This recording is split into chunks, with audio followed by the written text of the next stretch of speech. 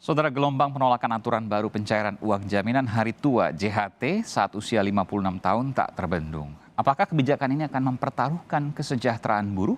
Lalu apa yang mendasari keluarnya Permenaker, Peraturan Menteri Tenaga Kerja yang diklaim dapat melindungi pekerja setelah pensiun nanti? Kita akan bahas bersama anggota Komisi 9 DPR dari fraksi Partai Nasdem Irma Suryani Caniago. Lalu juga ada mantan Dewan Pengawas BP Jamsostek periode 2016-2021, Pompida Hidayatullah. Dan nanti akan bergabung selepas jeda Presiden KSPI, Konfederasi Serikat Pekerja Indonesia, Said Iqbal. Selamat malam Bapak dan Ibu. Selamat malam. Assalamualaikum warahmatullahi wabarakatuh. Dari seluruh Indonesia. Waalaikumsalam warahmatullahi wabarakatuh. Selamat malam juga Mbak Irma. Kita sambil menunggu Said Iqbal dari Presiden KSPI, kita akan coba dengarkan dari pihak yang pro, karena saya mengasumsikan Bung Pompida pro, sementara Mbak Irma juga mendukung terkait dengan adanya JHT yang baru bisa dicairkan di usia 56 tahun. Saya ingin mendengar dari Mbak Irma. Mbak Irma, JHT baru bisa dicairkan awalnya setahun ya, setelah atau 1 bulan, setelah yang bersangkutan mengundurkan diri atau PHK dan lain sebagainya. Sekarang baru bisa dicairkan pada usia 56 tahun. Tapi ini dianggap lebih menguntungkan. Betul demikian? Bagaimana hitung-hitungannya? Ya, begini Aiman. Pertama, secara yuridis Permenaker 2 tahun 2022 sudah sesuai dengan pasal 35 dan 37 Undang-Undang SJSN, Junto PP nomor 46 tahun 2015. Itu yang pertama. Dan kalau ada yang tidak setuju dengan ini, maka bisa melakukan judicial review. Itu dulu yang saya ingin sampaikan. Kemudian yang kedua, JHT ini kan memang namanya aja sudah tunjangan hari tua, tentunya harus dikembalikan fungsinya sesuai undang-undang. Setelah mereka tua dan tidak produktif, baru bisa diambil. Kan memang itu marwah dari undang-undang ini ketika undang-undang ini dibuat di zaman PDIP, di zaman Ibu Megawati kalau tidak salah, ya kan? Nah, kemudian yang ketiga, secara filosofis Permenaker 2 2022 justru memastikan pekerja yang memasuki usia pensiun memiliki tabungan.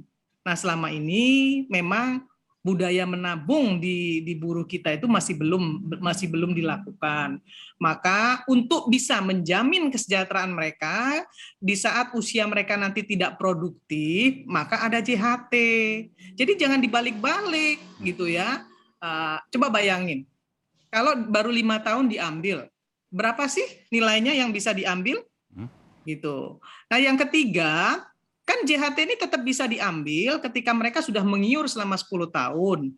Bisa diambil 20-30%, atau ketika mereka cacat tetap, atau ketika mereka meninggal dunia misalnya seperti itu.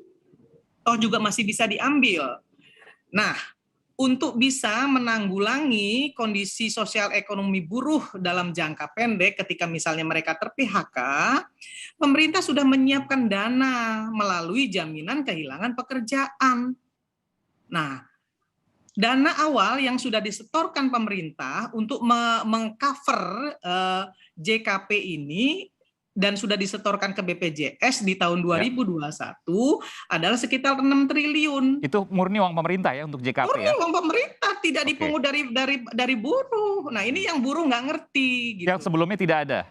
Yang sebelumnya tidak ada. Dan tidak mengurangi semua manfaat yang ada di BPJS. Oke, jadi supaya publik paham, ini saya jelaskan dulu kepada publik ya. JHT itu murni uang warga, uang pekerja, mohon maaf, uang pekerja. Kalau JHT-nya ya. Tapi ada JKP, ini yang baru nih, JKP jaminan kehilangan pekerjaan. Ini yang ketika murni dari pemerintah dan itu diberikan ketika ada pekerja yang terkena PHK, betul ya? PHK. Jumlahnya berapa? Jadi, boleh tahu untuk JKP ini? Untuk dana awal yang sudah disetorkan pemerintah kepada BPJS Tenaga Kerja adalah 6 triliun. Nah, pada tahun 2021 dimulai pada bulan Februari, pemerintah sudah membayarkan 823 M untuk 10 bulan di tahun 2021. Nah, nanti di tahun 2022 ini pemerintah juga akan setor kembali kepada BPJS Tenaga Kerja untuk membackup kawan-kawan yang ter-PHK. Gitu. Nah, tahu nggak besarannya seberapa? Nah, batas atas gaji yang ditetapkan adalah 5 juta. Nah, diberikan selama 6 bulan. Ya, 2 bulan pertama bisa dapat 45%, setelah itu dapat 25%. Jadi hitung-hitungannya kalau misalnya nih, kita hitung-hitungan deh ya, misalnya gajinya 5 juta nih. Ya kan? Untuk 45% pertama, mereka bisa dapat 2.250.000. 3 bulan loh, artinya 6.750.000. 3 bulan berikutnya kalau gaji batas atasnya 5 juta, setiap bulan mereka akan dapat 1.250.000. Kalau kali 3, mereka akan dapat 3.750.000. Sehingga total yang mereka dapatkan selama 6 bulan itu, kalau gaji batas atasnya 5 juta, mereka akan mendapat 10,5 juta. Menurut saya ini luar biasa program ini gitu. Nah, tapi program ini memang tidak tersampaikan kepada publik secara masif. Nah, inilah yang menurut saya membuat kawan-kawan buruh tidak tercerahkan. Nah, ini yang memang yang menjadi permasalahan, nanti saya ke Mbak Irma lagi, tapi saya sementara ke Bung Pumpida. Yang menjadi permasalahan adalah dianggap uang yang dikumpulkan oleh para pekerja ke JHT ini, jaminan hari tua, lalu kemudian ditahan oleh pemerintah sampai usia 56 tahun. Nanti saya akan ke Mbak Irma, sebelumnya saya ke Bung Pumpida dulu. Apa komentar Anda terkait ini, Bung Pumpida? Ya, kalau saya sebenarnya sih pada dasarnya ya memang kitahnya atau esensi dari jaminan hari tua memang pada saat hari tua bisa dicairkan. Itu berkali-kali saya jelaskan. Namun kan ini ada kebijakan sebelumnya ya yang memang sudah dibuat di tahun 2015 bahwa itu boleh diklaim pada saat terjadi PHK atau antar dia bekerja. Nah, persoalannya dalam hitungan bulan ya. Seperti ini. Dalam hitungan bulan sebelumnya bisa dicairkan tuh. Sudah bisa dicairkan. Saya aja sudah mencairkan kok ketika saya selesai jadi Dewas. JHT saya sudah cairkan gitu kemarin kan. Jadi saya nggak usah cerita berapa banyak lah ya. Tapi intinya bisa dicairkan gitu ya. Nah, ini sebenarnya persoalannya kan di dalam konstelasi di mana situasi lagi susah di mana-mana ya. Terus kemudian sosialisasi tentang JKP belum berjalan dengan baik. Bahkan menurut saya implementasinya juga masih belum jelas gitu seperti apa. Nah, harusnya ya di dalam konteks sosialisasi ini selalu harus ada yang berbarengan gitu. Jadi menurut Anda ini bagus, ini positif, cuma timingnya nggak tepat. Betul. Jadi sebenarnya kan ada kebijakan yang udah membolehkan. Ini ibaratnya begini, ibaratnya terjadi pemilihan langsung ya kalau misalnya di pilkada gitu, terus mau dijadiin ke DPRD lagi gitu kan seperti itu. Jadi akhirnya orang nggak mau lagi karena udah terbiasa pemilihan langsung seperti itu. Kalau sudah sesuatu itu dibebaskan, terus kemudian mau diristrik lagi, ini adalah sesuatu yang kemudian akan banyak pertanyaan. Tapi itu kan kalau jangka pendek, kalau dengar dari penjelasan Mbak Irma tadi, seharusnya lebih untung. Kenapa? Karena kalau PHK, keluar uang yang selama ini nggak pernah ada. Namanya JKP tadi, jaminan kehilangan pekerjaan. Dan yang JHT-nya itu muncul 56 tahun. Pekerjaan itu sama dengan katakanlah BST yang sudah dijalankan. Kemarin udah jalan sebenarnya. Bantuan sosial tunai kan nggak semua ke pekerja. Ada BST kemarin sudah dijalankan sebenarnya. Oke, saya tanya ke Mbak Irma. JHT sendiri juga masih bisa dicairkan kemarin. Jadi sebenarnya double cover ya untuk kesejahteraan pekerja. Kenapa sih? Menurut Anda nggak ada yang baru jadi JKP sama dengan BST begitu ya? Masalah gitu. Ya. JKP sama dengan BST yang dulu, cuma beda nama aja sekarang begitu? Ya artinya kalau BST kan dulu pencairannya itu langsung dari kementerian ya dengan data BPJS kalau BST dulu ya. Nah kalau yang sekarang ya karena dananya diinjek ke BPJS, berarti BPJS yang akan mengelola secara langsung. Tapi intinya sama, dapat bantuan dari pemerintah, bukan uang dari pekerja, nggak usah khawatir. Jadi JKP ada BST, dulu BST, sekarang JKP. Mbak Irma. Betul. Ya, tapi rencananya juga akan ada iuran berkaitan dengan JKP itu. Nah, cuman besaran dan kemudian mekanisme seperti apa, saya pun belum tersosialisasikan. Enggak benar itu. Enggak ada iuran, Pumpida, enggak ada iuran. Itu murni dari dana pemerintah. Anda harus tahu itu dulu ya. Setoran awalnya. Yang pertama itu saya mau jelaskan. Tapi kemarin saya diskusi dengan Bu Dita. Menurut Bu Dita nanti akan ada basis iurannya. Oh, JKP ada iurannya dari pekerja? Itu yang saya dapat gambaran. Ini kita clearkan dulu. JKP ya, jaminan kehilangan pekerjaan itu bakal ada iurannya nanti. Ya, informasi yang saya dapat dari staf sus Kementerian Tenaga Kerja seperti itu. Oke, artinya dari uang pekerja untuk pekerja juga dong, Bu Irma, Mbak Irma. Enggak. Saya baru bicara dengan Bu Ida Fauzia. Jadi jangan bicara sama orang di bawah Bu Ida Fauzia, bicara sama Ibu Ida Fauzia. Jadi saya ingin sampaikan begini. Kalau saya mau tanya nih ya. Terus kalau semua mau bisa diambil sekarang, terus backup mereka nanti ketika mereka tua apa? Terpikir kan enggak itu? Kan ada jaminan pensiun, Bu Irma. Terpikir nggak kita semua kalau mereka semua nanti di usia 56 tahun mereka nggak punya apa-apa? Ada jaminan apa, Mbak Bung Mufidah? Ada jaminan pensiun. Jadi nggak semua pekerja mengikuti jaminan secara pensiun. jaminan pensiun. Betul. Jaminan pensiun itu dari perusahaan maksudnya. Tapi yang formal biasanya semua terjaminkan. Biasanya yang sebentar, maksudnya jaminan pensiun dari perusahaan yang bersangkutan? Iya. Oh, nggak ada itu. Apakah semua perusahaan Ya, kalau yang formal aplikasikan rata-rata itu? semuanya di cover, jaminan pensiunnya di cover. Yang tidak itu biasanya yang non formal. Yang non formal pun juga sama. Oke. Biasanya JHT-nya pun tidak di cover juga gitu sebetulnya. Saya ada Sekarang saya datanya tanya semua sih kalau itu. Ya, saya tanya nih, JHT yang 5 tahun misalnya diambil berapa sih? Nilainya kan nggak material. Kalau misalnya itu dikumpulin sampai umur 56 akan lebih bermanfaat. Ya, tapi Terus kan di dalam konteks itu sebenarnya bukan posisi saya menjawab bahwa ini adalah lebih bermanfaat di mana diambilnya, tapi buat saya sebenarnya bagaimana posisi buruh gitu kan. Kalau saya kan hanya melihat, mendengarkan dan menyerap saja dari teman-teman gitu ya, bahwa sebenarnya skema yang sekarang mereka lebih suka daripada diulur gitu ya untuk di kemudian setelah usia pensiun seperti itu. Bung Bebida, kenapa Anda anggap ini sebagai salah timing? Kenapa waktunya? Apakah COVID, banyak PHK dan lain sebagainya? Mungkin Anda bisa jelaskan. Ya, sebenarnya begini, kalau saya tuh jadi lebih ke arah melihat persoalan ini, dan ini udah saya sampaikan ke berbagai pihak ya, termasuk ke Kementerian Keuangan, Bu Sri Mulyani, pada saat kita melakukan perpisahan. Dewas zaman saya ini melakukan perpisahan di bulan April 2021 dengan Bu Sri Mulyani, dan saya sampaikan adanya satu risiko yang sangat berat yang akan dihadapi oleh BPJS Ketenagakerjaan, yaitu JHT, masalah JHT. JHT kalau misalnya diambil seperti sekarang, ini bisa terjadi gagal bayar. Kenapa? Karena banyaknya portofolio buruk ya. Portofolio buruk di mana unrealized loss-nya udah tinggi sekali gitu ya. Jadi, maksudnya gimana? Kalau seandainya JHT langsung bisa dicairkan, pasti gagal bayar. Anda mencurigai itu? Jadi begini, maksud saya kan ada arus uang masuk nih dari iuran ya kan. Iya, betul. Ada kewajiban untuk membayar yang namanya bagi hasil kan. Nah, sekarang ada persoalan unrealized loss ya. Artinya ada portofolio yang tertanam harganya sekarang di bawah harga pembelian gitu loh. Oke. Nah, ini sangat besar sekali. Ya. Tunggu sebentar, maksudnya ini ratusan triliun ini. Ini uang iuran pekerja. Jadi persoalan cash flow nanti. Iya, saya belum paham. Gitu. Bung saya belum paham. Jadi uang iuran pekerja itu kan diinvestasikan. Lalu investasi itu nilainya sekarang lagi drop, lagi jatuh gitu. Ya, ada yang dalam bentuk reksadana, dan dalam bentuk saham ya. Itu pada saat saya tinggalkan itu namanya ada solvabilitas. Ya. Solvabilitas ini wajib di atas 100% berdasarkan peraturan pemerintah yang mengaturnya untuk JHT ini. Ya. Nah sekarang kenapa di bawah? Nah ini kan jadi persoalan nih.